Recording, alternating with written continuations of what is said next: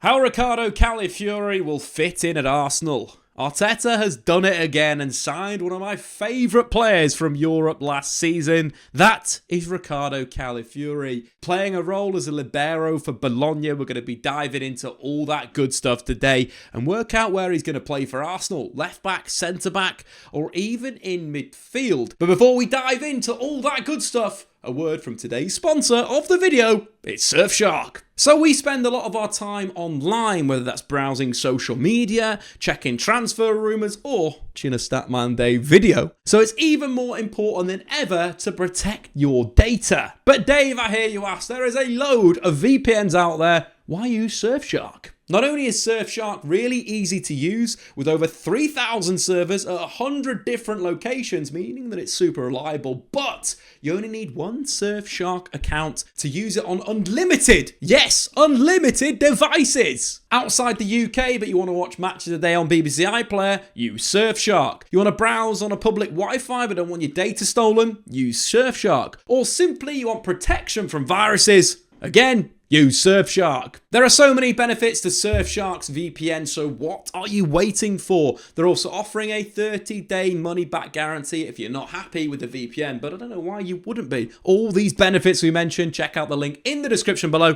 But anyway, it's time to talk about transfers. Calafiori spent the majority of his career at Roma playing as a left-back, capable of going on the outside but also operating on the inside, using his ability to cross the ball from those wide areas to create chances for his teammates. But Thiago Motta at Bologna saw things differently and instead positioned Calafiori as a left-sided centre-back. Bologna, one of the most tactically interesting teams last season. Their width coming from the wide players high, they had forwards that would drop off the line to create passes in between the lines. But the most interesting part was the movement of their two centre-halves. Both players would move into midfield due to different triggers and different passages of play. What that usually would mean is one of the midfielders getting kicked into an advanced area and the other centre-back joining the defensive midfielder, usually Freuler, in that zone. From that position, you'd usually see the centre-backs acting in different ways. LAKEY would operate more of a ball player, he'd basically retain possession, play a lot of backwards passes, but Calafiori would open teams up with his forward movement. He'd basically become a bit of a distraction, very similar to Gasperini's outside centre-backs in their 3-4-3, where the centre-backs move into these weird attacking areas and the opposition don't know who to pick him up, how to deal with that motion. What that kind of means for you from a footballing perspective, of course, when the possession's been rotated, what you'd usually expect that motion to come, the moving into midfield, it would follow one of the fullbacks, either carrying inside, it would trigger the opposite side centre-half to move in midfield. Of course, the far side fullback would tuck. Then you get this kind of 3-2-5 structure. But from that zone, after that kind of play's been happened and that motion from Calafiori kind of moving from centre-back into midfield, what you tend to see him do is operate more as like a number 8. Freuler would maintain his position as the number 6. You'd see one of the midfielders potentially dropping in, usually Lewis Ferguson, into that left half space. But then Calafiori would make attacking runs. And the real issue there for the opposition is who picks him up? Who tracks him? Is it the midfielder that's going to stick back? Is it one of the centre-backs jumping out? It's just a really weird position for the opposition to deal with, and Calafiori would usually do that, making attacking runs into the box and so forth, and taking the opponents out and making the opponents think, who picks up this centre-back in this advanced area? It creates loads of different problems for the opposition that they can't deal with. But Calafiori is basically the Italian John Stones, a player that's equally capable at playing in those high areas we mentioned there, so alternatively allowing his teammate to carry into midfield with the ball and tuck himself inside and become the kind of middle player in their back three. Again, ball retention, Calafiori had a great ability to play through the lines. At times as well, you'd see Bologna actually moving both centre-backs into that midfield zone, following the other one carrying. What you then see again is great balance and development of the right-back tucking in, Ferguson moving into that right position and so forth. The overall arching message I want you to take from this part of the video is that Calafiori is tactically excellent, playing one of the most complex systems on the continent. Considering where Arteta's going with Arsenal, having this skill set, being able to carry out from the back, being comfortable in midfield, being a good off-the-ball runner, is really good characteristics for Arsenal. Arsenal could have a similar setup to Bologna next season, where they play 4 centre-backs and 2 liberos in the middle, moving into that midfield area. So let's take a look at how Calafiori will fit in at Arsenal. Expect Arteta to continue with his 4-3-3 next season that's seen him get such success in the Premier League, playing for me the best style of football in the league. The rotations, the ability to break through the opposition's pressure is absolutely fantastic. But just in simple terms, let's start with the basic one, and that is Calafiori playing the role that he played at Bologna as a left centre-back. The big thing with Calafiori, what's underrated about him, we spoke a lot about the tactical side of his game, his passing, his carrying. But this guy's a very good defender. Comparing him to players in the Arsenal squad, only William Saliba had a better defensive duel win rate. But also in terms of aerial duels, he actually ranks number 1 within the Arsenal squad. So he's not going to be a slouch defensively. It's going to allow Arsenal to play that aggressive system that they want to play, leaving, 3 centre-backs at the back to kind of deal with the opposition. As the 8s push on, as let's say Ben White tucks inside, Saliba moving to a right-back position, Jurrien Timber maybe playing that left back position, and Calafiori sitting in the middle, being this ball player, being this guy that's going to spread the passes, that's going to play through, but also defensively is going to be very spot on. That relationship between Saliba and Calafiori is probably quite a good one. Calafiori is going to be a really good player for Arsenal when dealing with a man-to-man pressing scheme. Sometimes Arsenal struggle a little bit when Gabriel has a lot of possession, when teams focus their pressing structure in terms of getting him the ball. Calafiori is a lot better than Gabriel in terms of carrying into midfield, in terms of playing those passes. So it'll be a great option for Arsenal when they're playing maybe a team that squeezes well up the pitch, or alternatively a low block side that's going to press with their 2 centre forwards. I think an Everton. That's the type of team I'm thinking about right now. Calafiori is probably the better option than Gabriel in these moments, so he can carry into midfield. And alternatively, as we previously kind of spoke about, Calafiori excels moving into midfield. So from this centre-back position, let's take a look at it actually moving from a back 4 into a different structure and shape. So Arsenal setting up kind of in this 4-3-3 structure, of course, defensively, more a 4-2-3-1 or 4-4-2 with Declan Rice dropping next to the nominal defensive midfielder. But in terms of that stepping into midfield, what we mentioned before, let's bring in William Saliba, because again, he's a player of really good quality that's only going to get better and better. At the European Championships, he's pocketed Lukaku, he's pocketed Ronaldo, he's pocketed every single centre-forward he's played against, and he's done that in the Premier League. A player that dealt with Erling Haaland to really good effect. But taking his game further, let's think about that Bologna situation, about players moving into midfield. Something that Pep Guardiola has done with Manuel Akanji and John Stones. Centre-backs moving into midfield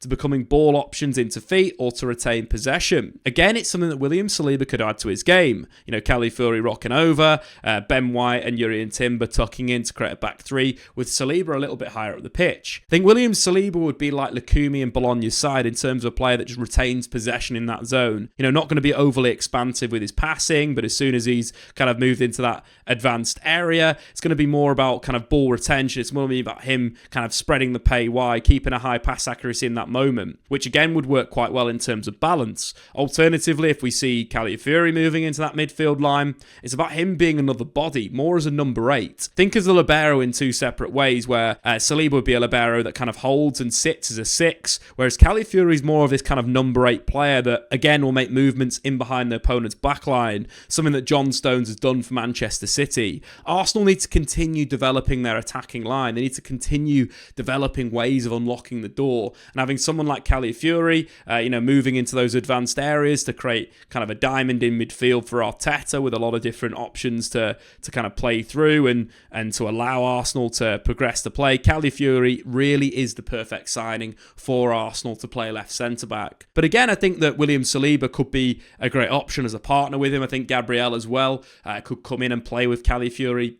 Both players are equally adept at playing with partners, and Calafiori's got that ability to play on different sides of a team. But in terms of one last thing I want to talk about in terms of Calafiori in this centre-back position, it is his carrying out the back. It's a massive attribute of his. It's a massive skill of his. And if you go back to the last group game of the European Championships against Croatia, we saw him carry out from the back to really good effect, where basically he drove all the way through the opposition's midfield, slipped a ball to one of the attackers to finish off the move. In fact, in that game, Calafiori created more chances from centre-back, from an outside centre-back position in the back three, than any other player on the pitch. That's an incredible statistic. Created one big chance as well, got himself an assist. He's got that ability to drive through the thirds and really thrust Arsenal through the opposition's midfield lines. Something that maybe Gabriel doesn't have. Saying that though, if Gabriel is to come into this back line, you'd see Calafiori operating as a left back. Again, as we mentioned before, played a lot of his career at Roma as a left back. In terms of his skill set now, he's a much better player. A lot of the times that you'd see